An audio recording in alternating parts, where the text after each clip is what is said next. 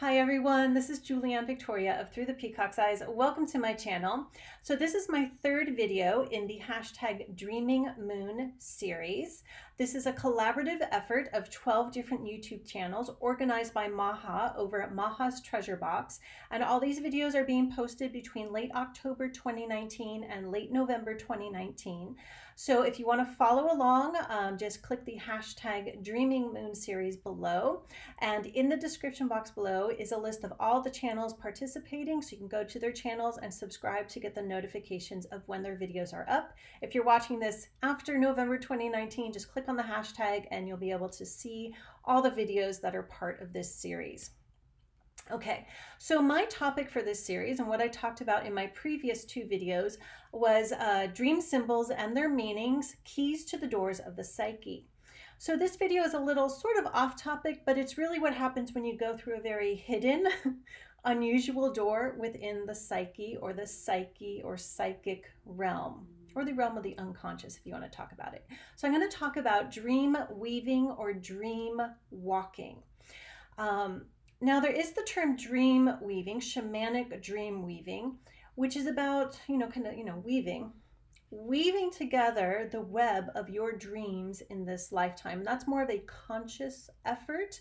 That's not so much about working in the dream time or in the dream realm, though it can. There's definitely some overlap here, but that's not what I'm going to talk about here. What I'm talking about when I refer to dream weaving, meaning wandering about from place to place, or it's called dream walking. And I think that term is used more with Australian Aboriginal walking the Dreamtime work. So you can use either term. Normally I use the term dream weaving, but I did do a little research to see what was out there, and there's not a whole lot. And usually what I want to talk about is called dream walking, but I will interchange these terms for this video. So I will give some examples, some from a friend, some very personal examples of dream weaving or dream walking. And you can do a search online and what does that mean? Some people think lucid dreaming and astral traveling is dream weaving, and I agree with that. It's one level of it. But there's also the dream weaving or dream walking where you go into other people's dreams, or you time travel. You go to other times, other places, possibly other dimensions, because our souls are astral traveling. And in the astral realm, in the realm of the unconscious, in the spirit realm, there isn't the limits of time and space like our physical bodies have. Okay, so yeah, let's talk about appearing in other people's dreams or in other people's experiences. So I'm going to tell a story that an experience of a friend of mine, where it's interesting because I wouldn't call this typical dream weaving, but she connected to her husband. So her husband, in waking time, was downstairs in their kitchen reading the newspaper. All the while, she was still up in the bedroom, sound asleep, dreaming. Now, in her dream, there was a friend with her, and they were doing something, and then they were in a car. I'm paraphrasing here because I don't remember all the details, but they were in a car, and they were driving downstairs. And some other stuff happened in her dream. But she thought that was really weird and interesting. So when she woke up, she went downstairs and told her husband, wow, I had the strangest dream. This is a friend of mine who has very interesting dreams. We actually met in a dream group that I was organizing quite a few years ago. And he just looked at her wide-eyed as she told him this dream, because she basically dreamed the story of the newspaper article that he had been reading, which is fascinating. It's almost as if her psyche, her soul, and when I say psyche, I go by, the ancient Greek word psyche means soul. Her soul in the dream realm was connecting to his energy and what he was reading, incorporating it into her dream. It is a bit of sort of backward dream weaving, but it is interesting how we can connect to people who are living, people who are awake in the dream time, and not just spirits or things in the astral realm. Now, this does get me thinking and pondering, and I've heard other people ponder this before. I've read about it in many places. where sometimes, because this is Halloween season, right? Sometimes when people have hauntings, haunted houses, um, trickster spirit experiences, I wonder if it's possible that that is someone dreaming and they are walking the dream time, or they are weaving through the dream realm, through the subconscious realm, through the spirit realm, through the astral realm, and in a place and time, because right, it doesn't have to be at the time that the person is sleeping, and doing stuff, and people who are very psychically in tune, or maybe the person dreaming is very psychically powerful, you could say, that it manifests as like shadows and things moving around, and what we in waking life would perceive as haunting experiences. So I find this fascinating.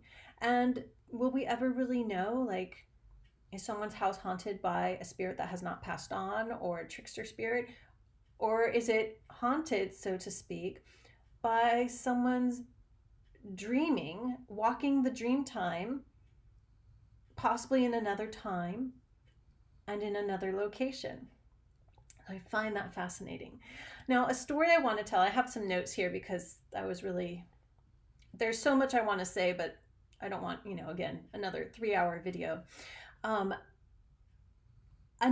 the experience that is very close to home to me, it's not my own dream experience, and I did get permission from my husband to talk about it, was my daughter. Now, I would consider myself a dream weaver in some sense. Oh, and before I get to my daughter's story,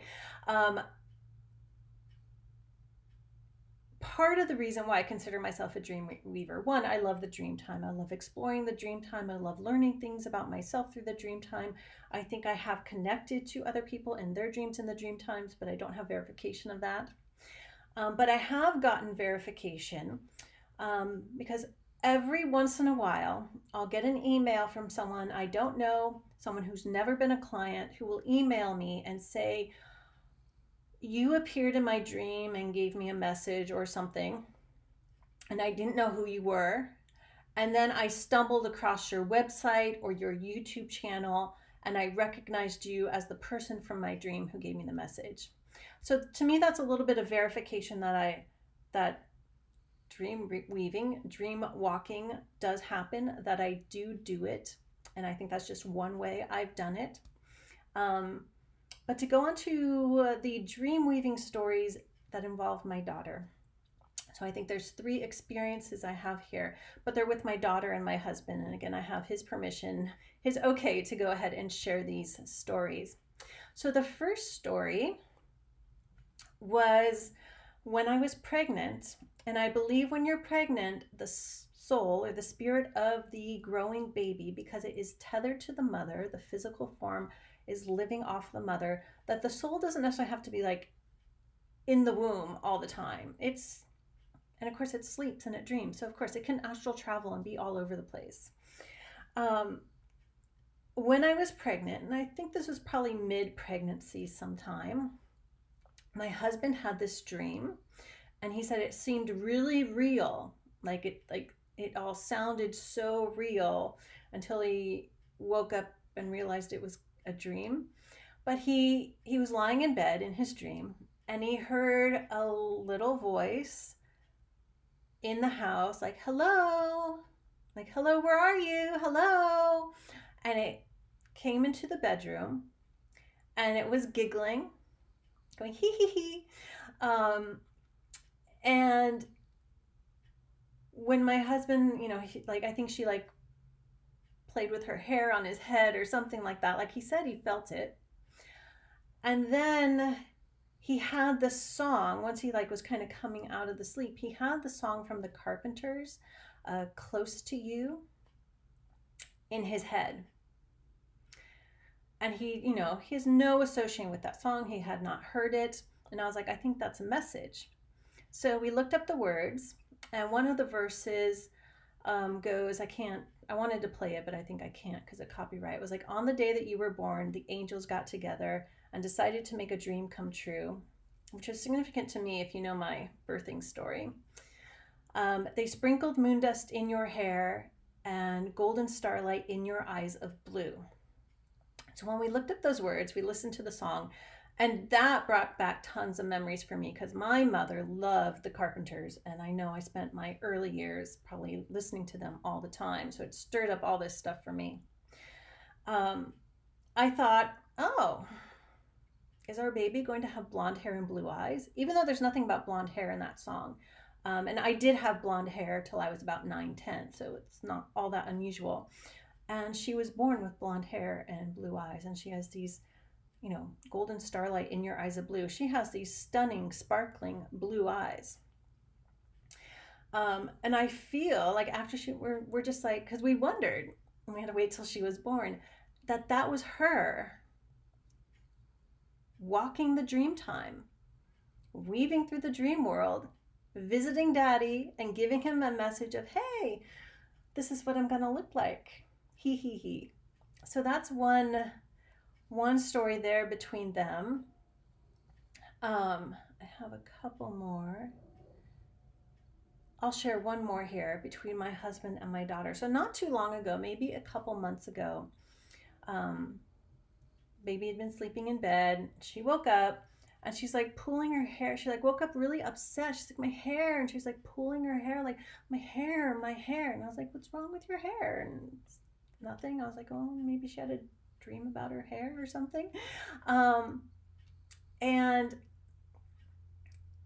later that day, my husband told me that he's like, oh, I had a really weird dream last night.